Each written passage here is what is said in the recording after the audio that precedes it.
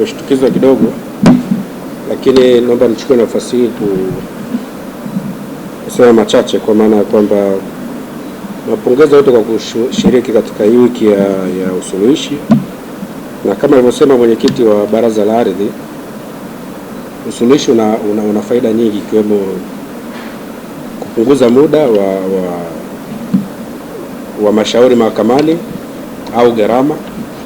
Lakini nitaongeza jingine, kwa maana ya kwamba faida moja kubwa ya usuluhishi ni kutengeneza amani katika jamii, kwa maana ya kwamba tunajua tukipeleka mashauri mahakamani kuna kitu kimoja, kwamba anayeshinda huwa anashinda kabisa na anayeshindwa anashindwa kabisa. Sasa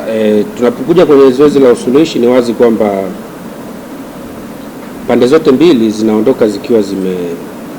zimepatana kwenye jambo husika, kwa maana ya kwamba hakuna aliyeshinda kabisa na aliyeshindwa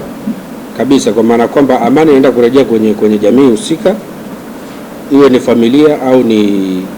ni marafiki, na lile lina faida, kwa maana ya kwamba migogoro hatutegemei ikaendelea zaidi, kwa maana ya kwamba chuki katika jamii na vitu kama hivyo. Kingine ni kwamba kwa upande mwingine pia linaongeza mshikamano kwenye jamii, kwa maana ya kwamba kama tumefika mahali tumepatana kwa jambo husika, tukapeana mikono, tunategemea kwamba amani itaendelea kuwa pana kwenye jamii, na kwamba hata kimaendeleo litakuwa linaleta matokeo chanya zaidi. Kwa hivyo ni jambo ambalo nafikiri katika nyororo mzima wa haki tuendelee kulitilia mkazo, kwa maana ya kwamba hata kwenye kesi za jinai ziko zile ambazo ni ndogo,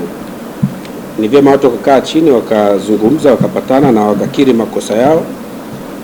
na tukaenda mbele kwa amani zaidi na kujenga jamii ambayo ina mshikamano. Asante sana.